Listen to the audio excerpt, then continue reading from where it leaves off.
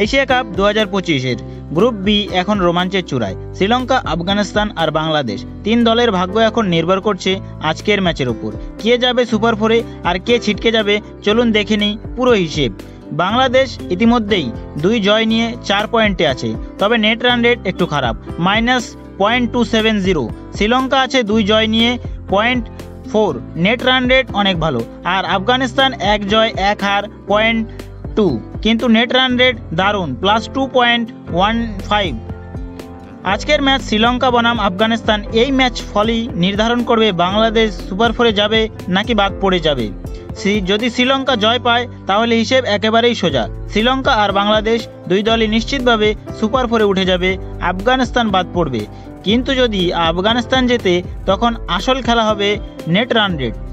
Afghanistan net run rate ইতিমধ্যেই অনেক ভালো, তাই জয় পেলেই তাদের সুপার ফোর ওঠা প্রায় নিশ্চিত। বাংলাদেশ তখন নির্ভর করবে শ্রীলঙ্কার নেট রান রেট কতটা কমলো তার উপর। ধরুন আফগানিস্তান ব্যাট করে 200 রান তুলল, তখন শ্রীলঙ্কাকে খুব তাড়াতাড়ি অল আউট করতে হবে যাতে তাদের রান রেট বাংলাদেশের থেকেও নিচে নেমে যায়। অথবা শ্রীলঙ্কা যদি আগে ব্যাট করে তাহলে আফগানিস্তানকে অনেক দ্রুত রান করতে হবে যাতে 11 থেকে 12 ওভারের মধ্যে জয় পায়। তবে বাংলাদেশের সুযোগ তৈরি হবে, অন্যথায় আফগানিস্তান শ্রীলঙ্কা 2 দেশই সুপার ফোরে চলে যাবে। তাহলে সহজ করে বললে শ্রীলঙ্কা জিতলেই বাংলাদেশ সুপার ফোরে নিশ্চিত, আফগানিস্তান জিতলে বাংলাদেশের ভাগ্য নির্ভর করবে মার্জিন আর রান রেট সমীকরণের উপর।